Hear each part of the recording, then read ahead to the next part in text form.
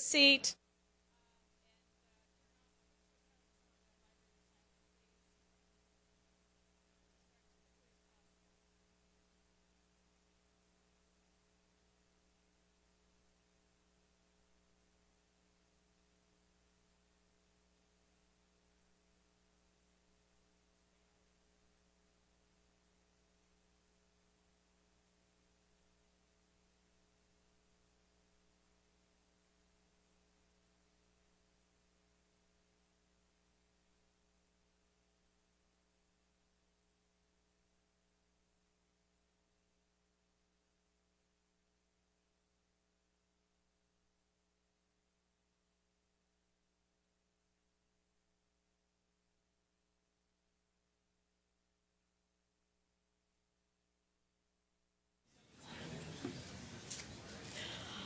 Live from NASA's Jet Propulsion Laboratory in Pasadena, California, and on Mars, I want to present to you the team that has brought us back to Mars tonight.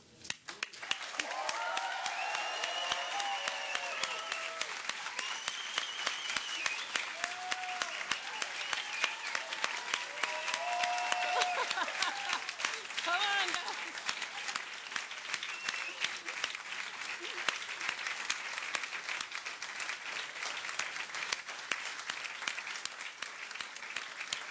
Keep coming.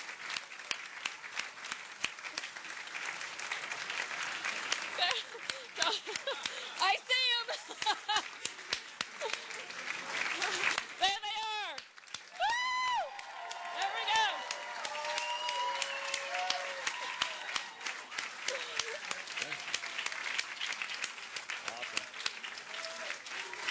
Over here, John.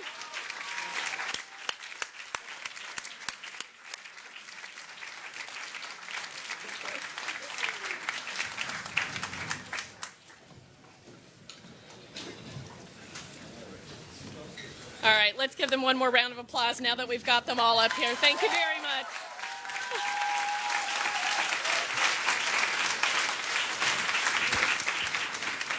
Well, good evening, everybody, and welcome to Mars. To NASA. About an hour and a half ago, I went outside and looked toward the west, and I saw Mars there, and I said, in an hour and a half, you are going to have a visitor. And the planet smiled, and I knew that we were going to have good luck. So with this, I want to introduce you our fearless leader, Charlie Bolden. Boy, I'll tell you, Charles, thanks very much. First of all, just let me say thanks very much to the entire team and all the teams not here. Some of the teams in places like Canberra, Australia, and up in Goldstone, because the Deep Space Network was what made it possible for us to be getting all the data and everything. So, but today, right now, the wheels of Curiosity have begun to blaze the trail for human footprints on Mars. Curiosity, the most sophisticated rover ever built, is now on the surface of the red planet, where it will seek to answer age-old questions about whether life ever existed there on Mars, or if the planet can sustain life in the future.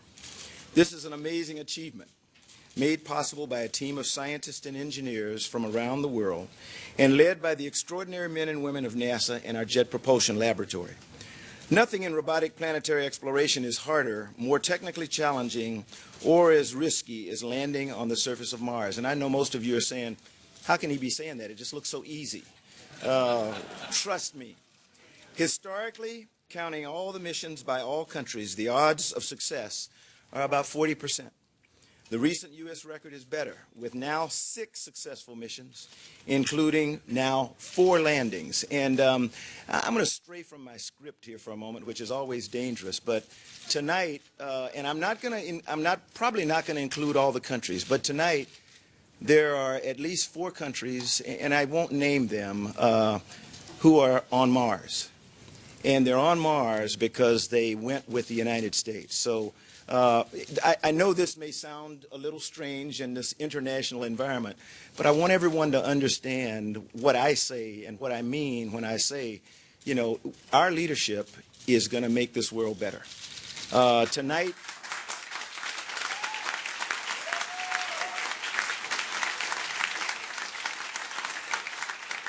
As incredible as our feat was tonight, we just succeeded one more time in raising the bar even higher. New technologies never invented or attempted before were created for this incredible journey. Curiosity's final descent was dubbed 7 Minutes of Terror because in its 7-minute trip to the surface, it had to slow down from 13,000 miles an hour to 0. And I think you've heard this before. That's like driving 65 miles an hour on a freeway and coming to a complete stop in about 2.1 seconds. Hundreds of other things had to go just right, including a parachute slowdown at supersonic speed, 8 rocket engines to power a final descent and final soft landing by a new sky crane landing system. Curiosity will spend the next 2 years seeking answers to one of humanity's oldest questions, as it investigates whether conditions have favored development of microbial life on the red planet. President Obama has laid out a bold vision for sending humans to Mars, and today's landing marks a significant step toward achieving this goal. And now it's my pleasure to introduce to you a very dear friend of mine. He is the President's Science Advisor, the Director of the Office of Science and Technology Policy, and a guy who was sweating through this. And as he told me a little while ago, he thought he was going to throw up at one point. And he's probably mad because I told you that, but my friend, Dr. John Holdren.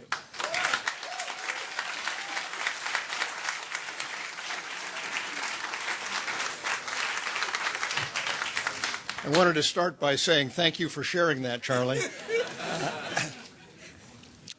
Well, today on Mars, history was made on Earth.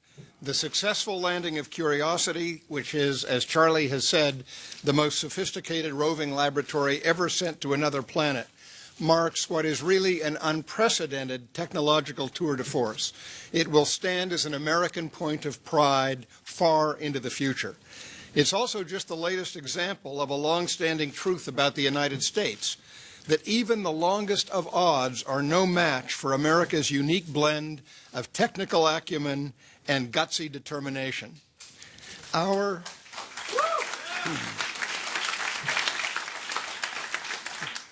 And that's certainly for all of the folks at JPL, at Caltech, at NASA, and our partners whose instruments, as Charlie has pointed out, were on this lander. Big thanks are due to all of them. Our continued preeminence and progress in space and here on Earth in other domains such as biomedicine and healthcare, clean energy, national security, advanced manufacturing, all of this depends on our continuing commitment to science, technology, and innovation, and the passion for adventure that has driven us to explore new worlds. By sustaining our investments in basic research and exploration, we ensure that America will remain at the forefront of the scientific frontier. So I really want to personally congratulate, on behalf of myself, but also on behalf of my boss, President Obama, the team here at JPL, at NASA, and around the country that contributed to this spectacular achievement. I can only imagine what incredible data and new understandings are going to be uncovered in the coming days, months, and years because of this success. Landing the Mars Science Laboratory rover, Curiosity, on the surface of the red planet was, by any measure, the most challenging mission ever attempted in the history of robotic planetary exploration. And if anybody has been harboring doubts about the status of U.S. leadership in space, well, there's a 1-ton automobile-sized piece of American ingenuity on the, that is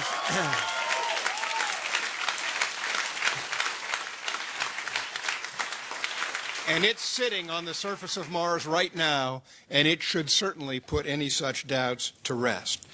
President Obama has challenged America, as Administrator Bolden just said, to send humans to Mars in the 2030s. And Curiosity is going to provide critical information about the red planet and what our astronauts will find once they arrive. The administration is committed to a vibrant and coordinated strategy of Mars exploration and planetary exploration more generally, and continuing America's leadership here on Earth and throughout the solar system. So congratulations again, and long live American curiosity. Thank you.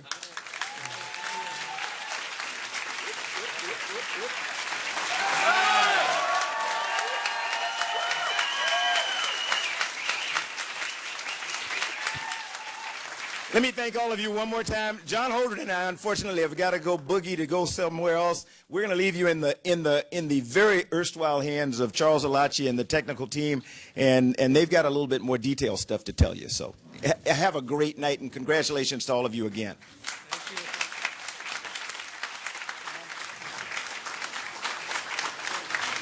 Okay, guys, before we start, we have a new picture of Mars. Come on.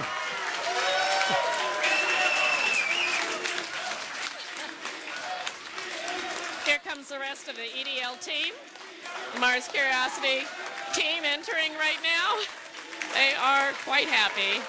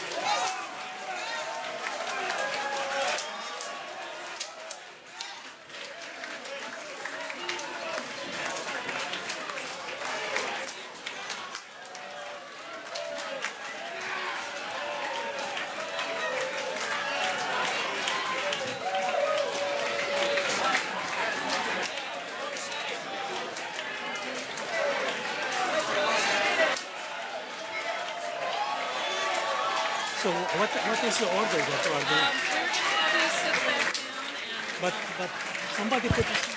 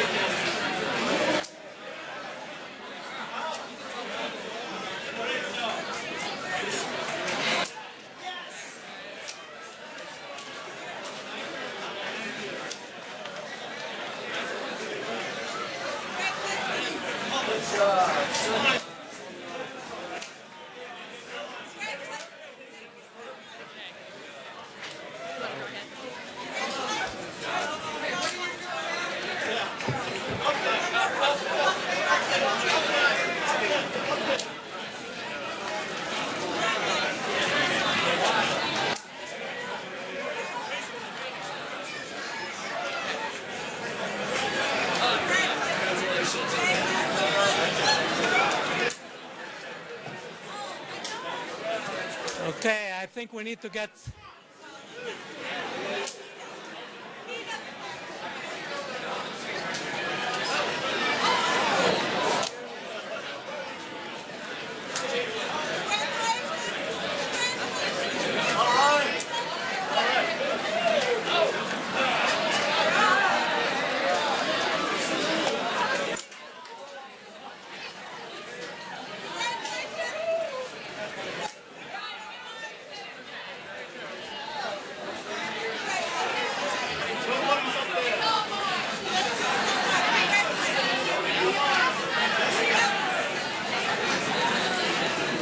Okay, can we get everybody seated?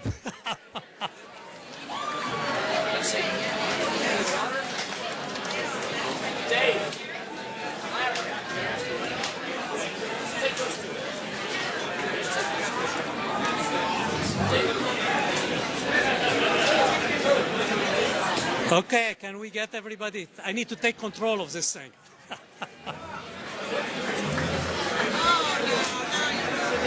Okay, can we get...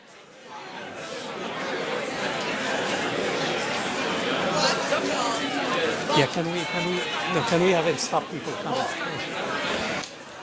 Okay, can we stop, please? Can we get everybody seated?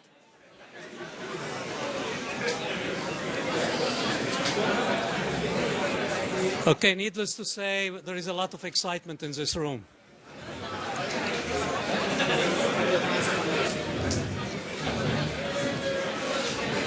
Okay, good night, good evening, everybody.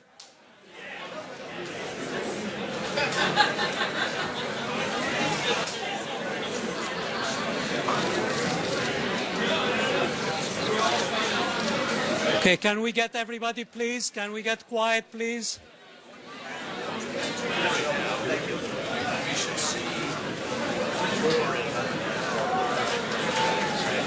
Please, everybody, can we get quiet? I'm sure all of you want to hear about how things went. Well, tonight was a great drama that was played. I felt like an adventure movie, but in reality, I kept telling myself, this is real. This is real, what's happening. And what a fantastic demonstration of what our nation and our agency, can do. I could only think of the words of Teddy Roosevelt as I was sitting there. It is far better to dare mighty things, even though we might fail, than to stay in a twilight that knows neither victory nor defeat. And the team brought us victory, today. I can also only think about the Olympians. Here we had our team, which went to the Olympics. We were not sure we were going to win, but this team came back with the gold. So thank you, guys. We are so proud of you.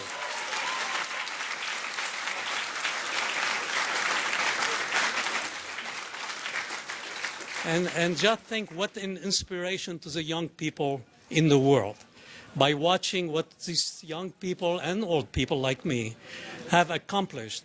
It's really inspiring. I just was talking to my daughter and she was crying, about it, how exciting this is, how inspirational. So we hope that the tens of millions of people who have been sharing this adventure with us will be the people who will be carrying the torch, and continuing our exploration of the solar system. And what a bargain that we got this mission for. This movie costed you less than $7 per American citizen. And look at the excitement that we have brought and the inspiration that we have brought.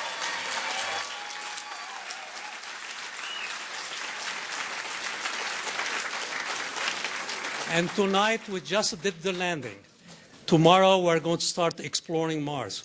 And next week, and next month, and next year, we'll be bringing new discovery every day, every week to all of you. And we are going to continue not only exploring Mars, but exploring the solar system and exploring the universe because our curiosity has no limit. Thank you all, and I'm going to introduce John Grunsfeld, who is the head of space science at NASA.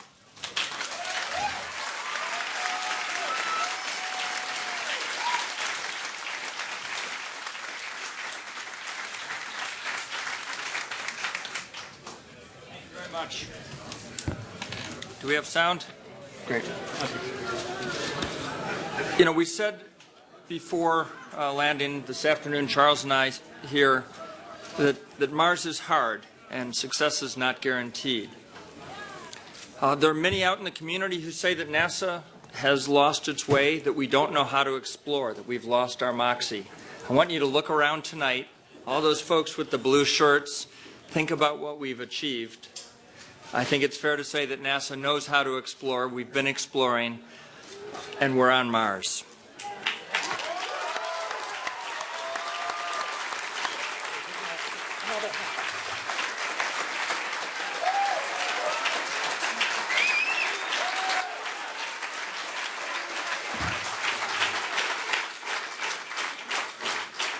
And while it certainly is an international collaboration, and we welcome the participation, this feat that you've seen tonight is something that only the United States of America can do, and the rover is made in the USA.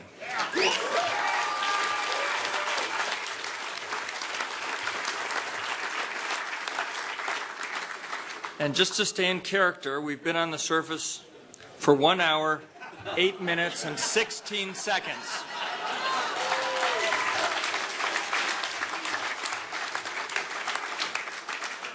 The last 8 months, and certainly for the 7 minutes of terror, has started to weave, an unbelievable story.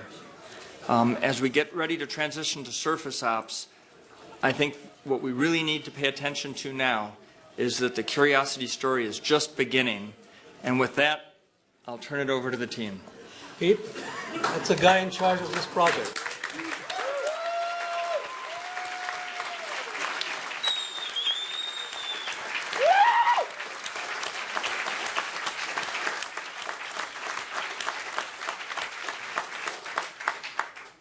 I think you can tell that the team is ecstatic at tonight's results. This is an incredible feeling for me personally, not only to be associated with such a tremendous event, but to have the privilege to be able to be asked to lead such an incredible team of people. I mean, as easy as it looked tonight, and it wasn't, but as easy as it looked tonight is because of the people in the blue shirts who are standing around you, and because of thousands of others around this country, around the world, who worked on this for 7, 8 years to cause this to come to being. I mean, they've done an incredible job. Words cannot state the kind of job that they've done. 8 years ago, I sat on this stage, talked to some of you after the landing of Spirit, and then 3 weeks later after the landing of Opportunity, and I never thought I would ever say this, but this is better than that.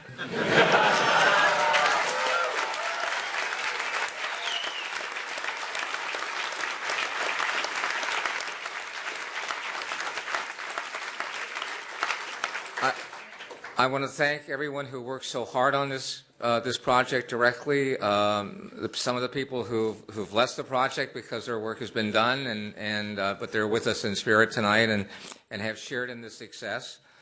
I want to thank, and I want them to thank, all the support of them, their significant others, and their families and their friends. This work is very hard. It's very demanding, and without the support at the home front, it can't be done successfully. And I know that my wife is, without whom I could not do this job, is a wonderful person. I'm sure that the team shares that attribute with their families as well. But I especially want to thank, and I especially want to recognize the gentleman who's sitting to my left, and that's Richard Cook. He has put blood, sweat, and tears into this project. But believe me, we would not have been successful without him tonight. And when you look at his record, Pathfinder, 2 MERS, and this one unparalleled in the country today. I mean, just unparalleled.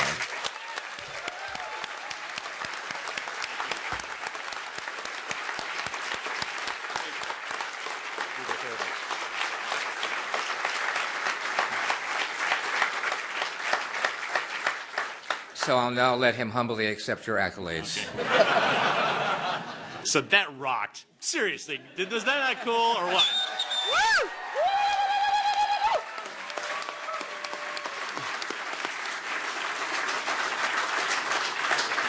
I have been lucky enough to have done this now 4 times, and it never gets old. Seriously, it's just a great experience.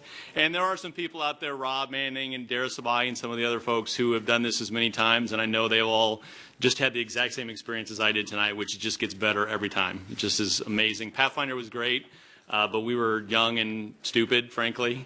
And now to have an appreciation for how hard it is and how much effort it takes from as Pete said, a team of hundreds and thousands of people around the world is it's inspiring, and it's a little bit overwhelming at times how much effort has been required and how much everybody deserves this great success we've had. I can't let Pete compliment me without returning it. And, you know, there is the guy who's been in charge of 3 of these things. There's pretty much, I think nobody else in the world has that record to be the project manager for 3 Mars landings. And so I think that he's going to have that, no matter what he does from now on, he's going to know that he's the only guy in the world that's ever done that. So good job.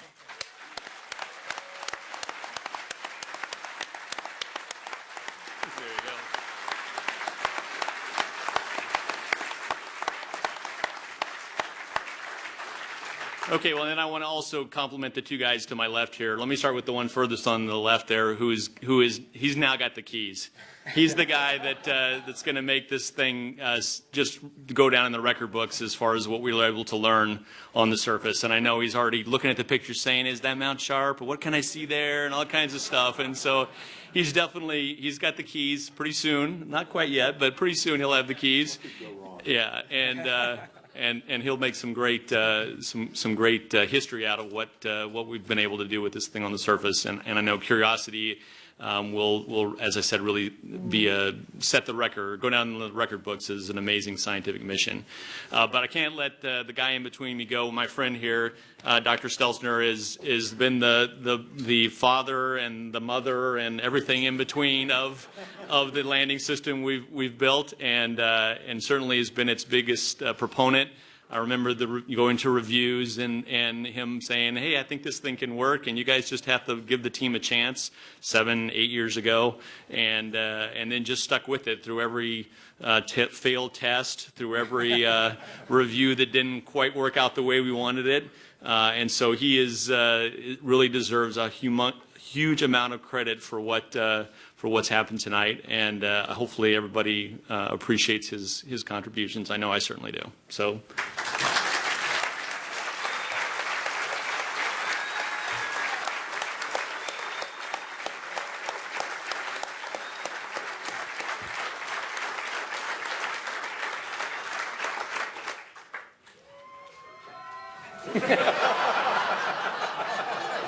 Say something profound. I am terribly humbled by this experience. I, forever, secretly, have felt that I do not deserve to be in the position of leading the team that I lead, because they are certainly in sum and largely by count of individual more capable than I. That great things take many people working together to make them happen is one of the fantastic things of human existence. And in my life, I am and will be forever satisfied if this is the greatest thing that I have ever given. There is a new picture of a new place on Mars. And for me, at least, that's the big payoff. And to work as part of such a talented group of people, shepherded by Pete and Richard.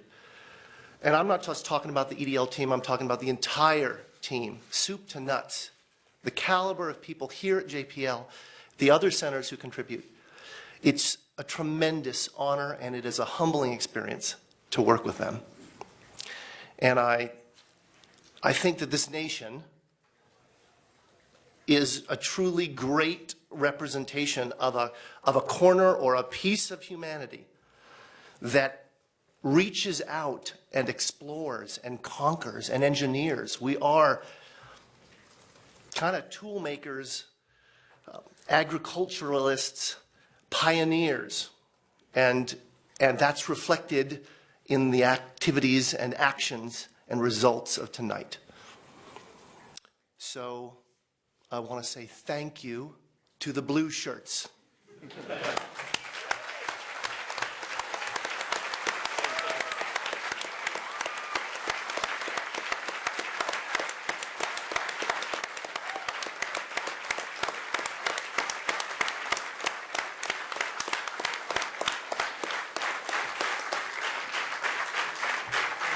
Adam, I want to say something.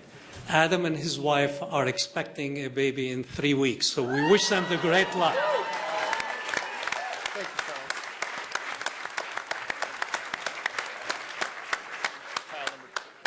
Child number 2. Yes, my second daughter comes in just a few weeks here.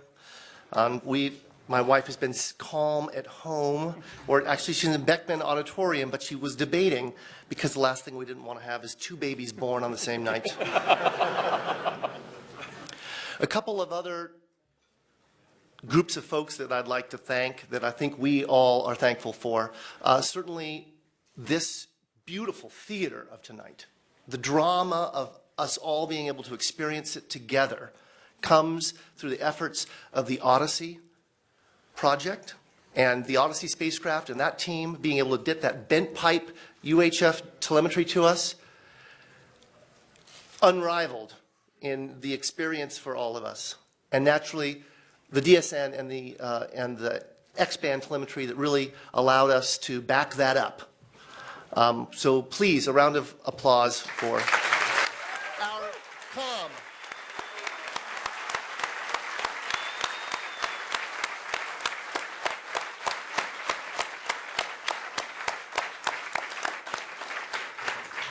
And with that, really, I have nothing more to say. That picture says it all for me.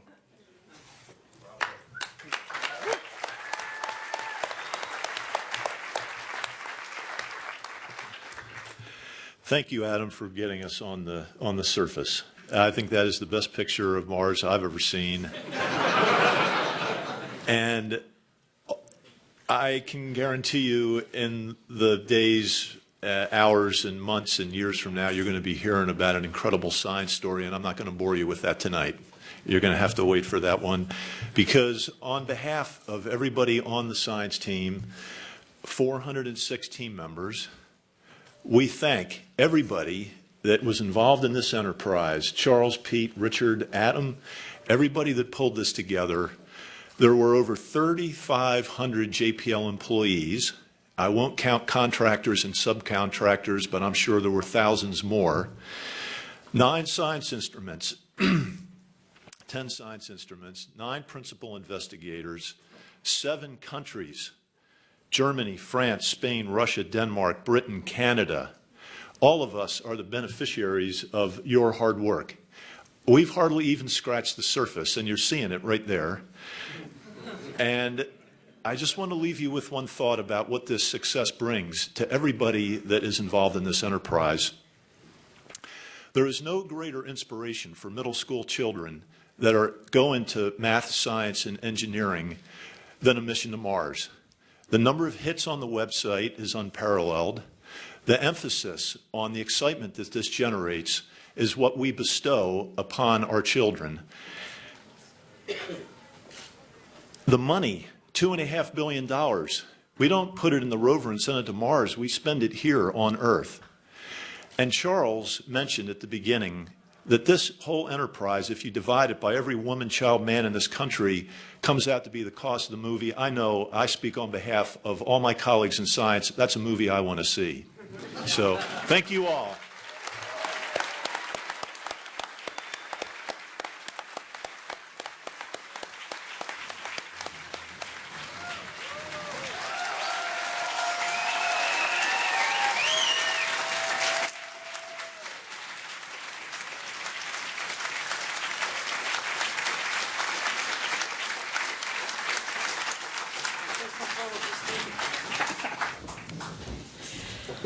Okay, we're going to open it up to questions now from the news media. And let me wait for a microphone to come over to you, and go ahead and give us your name and affiliation right there in the middle of the row. Go ahead, Craig. Hi, Craig. Help with America Space. Adam, tell us about the landing. All right, Greg. I can't tell you too much about it. I mean, it looks good. I'm being a little flip.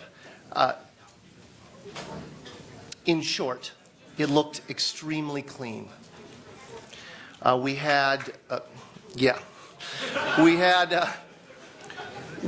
touched down in conditions that were on the more benign side of our nominal expectation. By the way, I want to preface everything. This is preliminary data scooped with the sieve in the cacophony of the control room during the celebration, right? And largely by my good friend Miguel San Martin, who's somewhere out there, I hope. At any rate, very nominal, remarkably good. Our navigation error was on the low side of our expectation, which meant that we probably had a good alignment between the celestial sensors and the inertial sensors, the IMU. Our powered flight appears to have been excellent. If my good friend Ben Toma is in the house, is Ben in the house? We landed with 140 kilograms of fuel reserves out of a total of 400 kilos that we carried in. And Ben worked quite diligently in stretching the tanks at my insistence because I was worried we wouldn't have enough fuel. And so I think I owe Ben a little bit of an apology there. So it looked good, in short. Good and clean. And it looks, at least by my eyeball, that we landed in a nice flat spot. Beautiful, really beautiful. Shani Jardin from boingboing.net, and I'm a stand-in for Miles O'Brien with PBS NewsHour tonight. You look more attractive than Miles. I won't tell him that, Adam. Okay. I think he heard it. I have to ask you, what kind of file type, can you tell us about the image file type and compression that was used to send this very important couple of thumbnails back from Mars? Yes, unfortunately, I absolutely cannot. If Justin Mackey is in the room, or there's a couple other people on the team who'd be able to whip that out quickly, but I couldn't tell you. Sorry. Okay, we're going across the aisle over here. Let me just wait for the mic runner right there. Thank you. Hi, Sally Rail with Planetary Society, and this is for Adam. Two very quick questions. Well, first one's quick. Are you going to call your daughter Curiosity? It is true that I think that curiosity is perhaps the central defining human attribute. I really do. And Richard and I were both part of a group of people who were in the process of helping winnow down the names of the school kids had taken. And there was, I don't know, a couple hundred that we looked at. And curiosity was one of them. And I was smitten from the moment I saw that. And I'm so happy that the rover is Curiosity. Okay. The next question is a little more than 48 hours ago. Carla's right there. Come on, Carla. Stand up. Stand up. Stand up. Go ahead.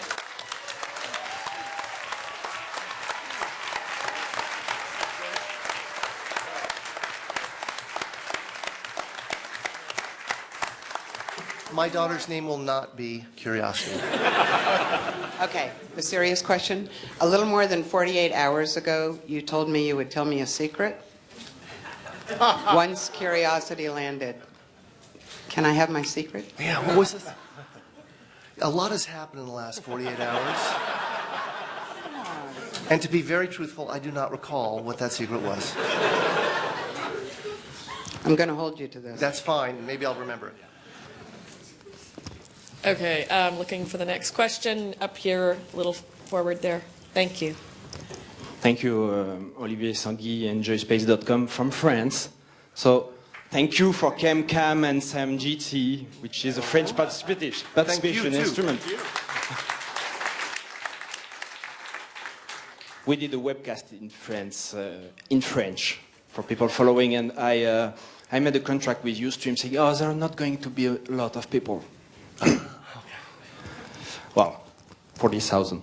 And I said 4,000. Okay, sorry for that. Anyway, there is international cooperation and curiosity. Of course, it's an American success for the landing. I would like to know how this cooperation goes with the other countries. I think you learned something. I mean, engineers are engineers. Data is data. Numbers are numbers in every country. But you do have your own habits. Mm-hmm. How did you manage with that? Was that fine? Was there tensions? Enrichment, cultural, perhaps? The question is with the other countries? Yes. Yes. What did you learn with the others? Right, I'll let Richard answer that one. I think that in each case, because we were working part of this with the science teams, we had very good relations with the other countries that were working on it. In particular, the Spanish, and who built the high gain antenna for us, as well as one of the instruments. We had people engineers on our side who would work closely with their teams. Very, very capable people, companies and organizations and personnel working on those efforts over there. So we certainly had our problems. We had our problems even on the U.S. parts of this. I mean, this is a challenging development, and there were challenges on almost every piece of the vehicle. So I think that my experience with working with the overseas elements was very good. That they're quite capable, and I think that hopefully they'll gain the expertise they gain on this project, they'll be able to take that and to use it on their own endeavors in the future. So. Okay, we're going next over here. Leo Enright from Irish Television. The Unmanned Spaceflight website has coordinates for the landing that go down to something like 5 decimal points. I just wanted to confirm with you that that you do have those sort of coordinates. And am I reading those coordinates correctly when I see that it looks as though you've landed within 500 meters of the skirt around the mountain? That, I mean, you're really very close to the mountain at the closer end in the landing ellipse, and possibly within striking distance of the phyllosilicate trench. I can't confirm that. My estimate, I'm looking for somebody, yes, there's somebody in the audience here who has that in the tip of their noggin. We should have soon that estimate, but I don't have it to 5 decimal places. We wouldn't report it to that because we're certain that we don't know it to that. And I don't know what the unmannedspaceflight.com estimate is. Yeah, there's a team of people that are working on localization, including what information we got on the way down. The nav filter, probably taking a picture at where, looking at the picture and trying to figure out from there where we are. I would imagine by tomorrow's press conferences, they should have a better idea where it came down, within a few hundred meters at least, hopefully. Okay, the next question's over on this side. I'm Chief Fan from TVBS Taiwan. We also have a live event in Taiwan. This is actually a question from our audience, which is, I think she's like around 10 years old girl, and she wants to know if it is possible, if there's any opportunity that JPL would consider to open up the opportunity for students to operate Curiosity in Mars, and then especially students from overseas. I want you to know if the answer is yes, I want to say my name right now.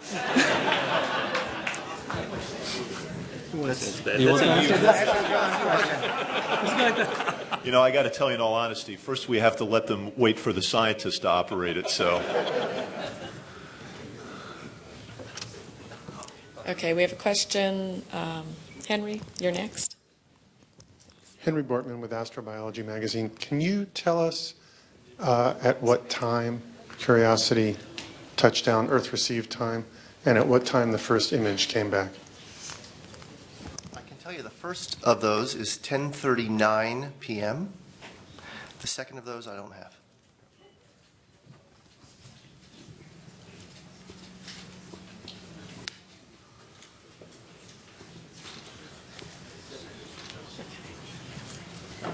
Go here in the center of the row.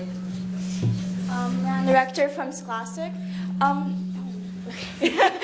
Both Charles and John said that this is very much of an inspiration to young people. Can you tell me what inspired you when you were growing up? What made you decide to join NASA and do all of this amazing work?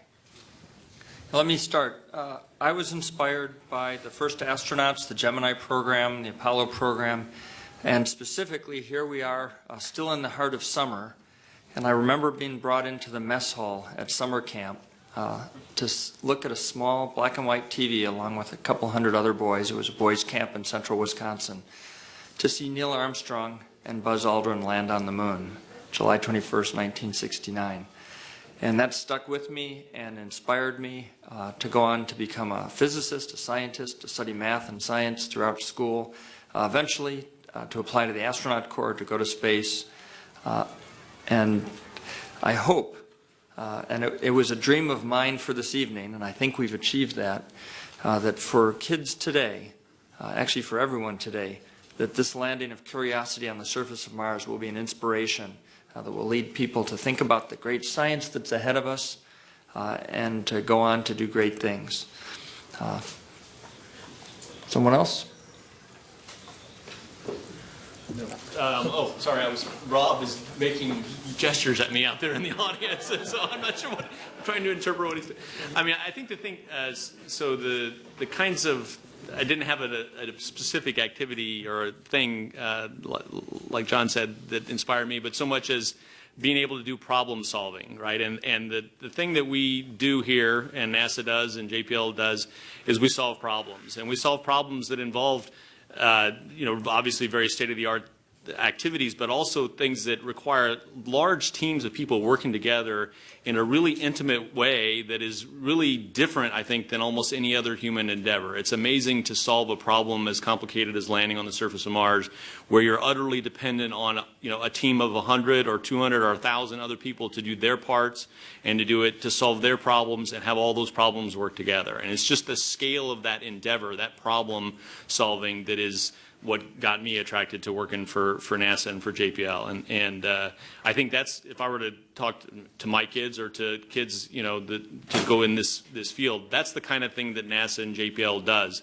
And it's really, if you're interested in that sort of problem or in that sort of activity, this is the place to come and do it. Okay, go ahead. Raphael Jaffe with Aerotech News and Review up in Lancaster. What am I really seeing in that photo that is behind you? And I heard something about a second photo, shadow of the Curiosity being seen, and wheels, or a wheel of the Curiosity.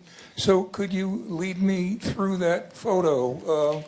Maybe John or Adam or somebody. Thank you. Well, I can just tell you, I mean, yes, what you're seeing in the first picture that you said, that was the shadow of Curiosity there in the view. These are the rear HAZ-CAM views, so we're looking out the back of the rover. I don't think we got any of the front HAZ-CAMs. That's front. Oh, is it front? Okay. Yeah. Thank you. It's front. There we go. The other one is the rear, and that is the wheel you see in the lower corner there. We do expect to get more pictures back in this upcoming Odyssey Pass, which hopefully will be in about 25 minutes here, so we'll get yet more pictures.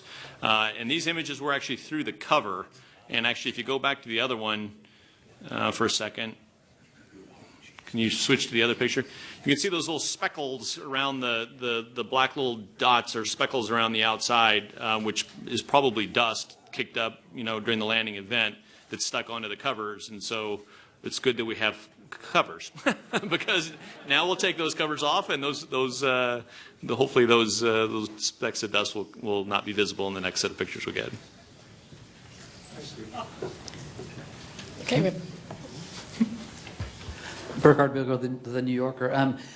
I may be imagining this, but the one time during the landing the temperature seemed to drop in the room was when Adam asked for OD 278, and they said, no, we only have 277.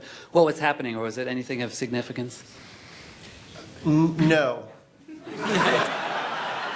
We are, as we're coming in, the navigators are continuing to make OD's orbital determination, where the spacecraft is, and updating, and they all have numbers, an estimate, an estimate, an estimate. And they get better as Mars grabs us, and the pull of Mars reduce some of the inherent uncertainty in that estimate. While that's going on, while EDL is happening, in the EDL war room in a different building, you were seeing it on some of the cameras, the flight dynamics team is running simulations to the ground with our simulation tool based on those updated ODs. And so I had seen that OD had 228 come up, and I was asking if they had that, because I had it, and they didn't have it over there yet, and they hadn't started. That was what that was about. Let me get a new question over here. Ian Thompson from the Register. Question for John Grotzinger. You now get the keys to this and you can sort of get it moving along. What's the first stages that you'll go through in terms of getting Curiosity out there, and potentially how long could it survive on Mars beyond the 2-year span? I'll take a swipe at the first one. We just want to get going first and check out all of the engineering systems and the science instruments. And this is a very, very, very complex spacecraft compared to what we've done before. And so because of that, we'll go through this long checkout period called the commissioning activity period. And Pete and Richard will be watching this very carefully. And we're going to make sure that we're firing on all cylinders before we blaze out across the plains there. But nested within those initial tests are going to be science observations. And so we have a plan to begin working through those as we test out the instruments. And in the next few days, you guys will be able to see some of the images. You'll see the results of the instrument health and aliveness checks and how we do. But the best way to think about this mission is the order of days, weeks, months, and years. And we can loosely bound things. I think we expect to spend a couple of weeks checking things out and then maybe taking the first drive a short distance to some place where we'll go through the second phase of commissioning. And then in a matter of months, we hope to have used all of the instruments, including the SAM and the ChemIn instruments, and done some scooping and drilling. And, possibly within a year or so, we could be at the base of Mount Sharp, because the place we landed on looks pretty darn interesting, and we just don't want to rush out of there without having studied it real well. So it's missions about patience and checking things out carefully. John and I have a bet as to whether or not how long it will take us to get to Mount Sharp, because my version of the surface mission is that it's like going on a family vacation and driving from here to Chicago, and except for your family has got 400 scientists who want to stop and look at every fossilized whatever they can find, and so he says it's not going to take that long, and I don't believe him. Richard's going to win. Yeah. John's going to search for the biggest ball of twine in Gale. In terms of the second part of your question, there is no inherent consumables on the spacecraft. We don't have gas or something we run out of inherently. We test the life-limiting characteristics tend to be the mechanisms, the motors, and those things. They tend to be outside in the cold, so they suffer the greatest thermal highs and lows. And we test those for 3 times life, and we don't test them to failure. So the nominal mission for this is 2 years. But I think if it lasts twice that, I don't think anyone would be shocked. And that's the first time anyone's ever gotten me to say anything more than 2 years. So I think John's right. We've got a long mission ahead of us, and because of that and the capabilities of this rover, we have this possibility for just monumental science accomplishments and the target we've gone to. I mean, this Mount Sharp is just this whole story of Mars, and we just can explore and explore and explore across that. The other side of that is, as I've said to the team, and I'll repeat it to the press here, is that we're in no hurry. Okay, we now have, as I said to the team, on 10/32 tonight, we would have a priceless asset, a priceless national asset. Okay, and we are not going to, pardon the French, screw it up. Okay, and therefore we will take our time to understand its condition and understand if there's anything that happened during landing that we haven't uncovered yet. We will take our time to make sure that we understand how to operate in this new and challenging environment. And then we will, with slow, deliberate, methodical pace, we'll begin the science explorations that the science team wants to take. So be patient with us, please, because we will be patient with curiosity. Just realize that this is the second rover we have operating on the surface of Mars at the same time. That's pretty spectacular to have opportunity still there 8 years later, and Curiosity both doing its thing. Continuous roving presence on the surface of Mars for in excess of 8 years now. That's right.